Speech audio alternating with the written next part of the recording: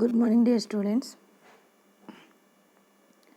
A company sells its product at 15 rupees per unit in a period if it produces and sells 8,000 units. It incurs a loss of 5 rupees per unit. If the volume is raised to 20,000 units, it earns a profit of 4 rupees per unit. Calculate break-even point both in terms of value and in units. మనకి ఒక కంపెనీకి సంబంధించిన ప్రోడక్ట్ని 15 rupees per యూనిట్కి sale చేస్తే 8,000 units produce చేసి sale చేస్తే మనకి 5 రూపీస్ పర్ యూనిట్ లాస్ వస్తుంది. అదే 20,000 యూనిట్స్ని సేల్ చేస్తే మనకి 4 రూపీస్ పర్ యూనిట్ ప్రాఫిట్ వస్తుంది. Calculate break even point in value and in units. రెండు విధాలుగాను పిఈపిని క్యాలిక్యులేట్ చేయమని మనకి ఇక్కడ ప్రాబ్లం ఇవ్వడం జరిగింది. First, average cost at 8,000 units value means selling price per unit plus loss per unit. 15 rupees per unit మనం sale చేస్తే మనకి లాస్ ఎంత వస్తుంది? 5 రూపీస్ వస్తుంది.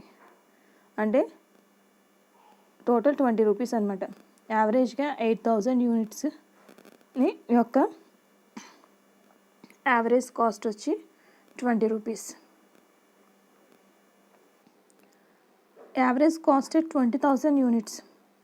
అదే యావరేజ్ కాస్ట్ 20,000 యూనిట్స్కి అయితే ఎంత? అప్పుడు 15 రూపీస్ మనం సేల్ చేస్తున్నాము. 15 రూపీస్కి సేల్ చేస్తున్నాము, బట్ అక్కడ ప్రాఫిట్ ఎంత అంటే 4 రూపీస్. సో ప్రాఫిట్ తీసేగా మనకి 11 రూపీస్ వస్తుంది కదా, అది యావరేజ్ కాస్ట్.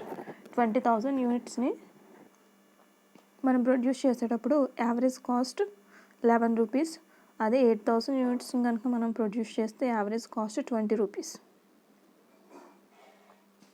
సో 8,000 యూనిట్స్ని ప్రొడ్యూస్ చేసినప్పుడు యావరేజ్ కాస్ట్ 20 రూపీస్ కాబట్టి ఇంటూ 20 చేస్తే టోటల్ కాస్ట్ 1,60,000 వస్తుంది 8,000 యూనిట్స్కి. అట్ ది సేమ్ టైం 20,000 యూనిట్స్కి టోటల్ కాస్ట్ ఎంత వస్తుంది? 20,000 ఇంటూ 11 చేస్తే 2,20,000 వస్తుంది. ఇప్పుడు మనం వేరియబుల్ కాస్ట్ పర్ యూనిట్ చూడొచ్చు.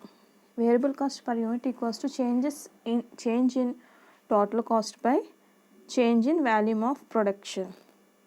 చేంజ్ ఇన్ టోటల్ కాస్ట్ 1,60,000కి 2,20,000కి డిఫరెన్స్ 60,000. అలాగే 8,000 యూనిట్స్కి 20,000 యూనిట్స్కి మధ్య difference change in volume of production అవుతుంది ఎంత? 12,000. 60,000 divided 12,000 equals to 5 rupees. Fixed cost equals to total cost minus variable cost. మనకి వేరియబుల్ కాస్ట్ పర్ యూనిట్ వచ్చింది ఎంత? 5 రూపీస్. సో ఇప్పుడు fixed cost equals to total cost minus variable cost చేస్తే సరిపోతుంది. Total cost 1,60,000 8,000 యూనిట్స్కి minus variable cost వచ్చి 8,000 యూనిట్స్కి 5 rupees చొప్పున 40,000 అవుతుంది. 1,60,000 మైనస్ 40,000 ఈక్వల్స్ టు 1,20,000. ఇది ఫిక్స్డ్ కాస్ట్. ఇప్పుడు మనం పీవీ రేషియో క్యాల్కులేట్ చేయొచ్చు. అదేంటంటే contribution by sales, that equals to 15 minus 5 equals to contribution. Variable cost 5, total cost వచ్చి సెల్లింగ్ ప్రైస్ వచ్చి 15 రూపీస్ కాబట్టి సెల్లింగ్ ప్రైస్లోంచి మనం వేరియబుల్ కాస్ట్ని లెస్ చేస్తే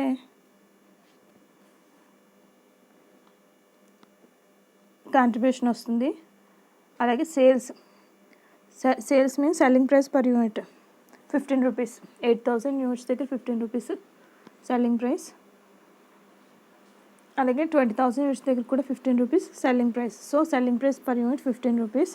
కాంట్రిబ్యూషన్ పర్ యూనిట్ ఎలా వస్తుందంటే selling price per unit minus variable cost per unit 15 - 5 divided by 15 చేస్తే into 100 చేయాలి. So 10/15 వస్తుంది. 10/15 ఇంటూ 100 చేస్తే 66 అండ్ 2/3%. ఇది PV ratio. Next break even sales. Break even sales ఎలా వస్తాయంటే fixed cost by PV ratio. Fixed cost మనం already calculate చేస్తాం. 1,20,000 divided by PV ratio 66 and 2/3%.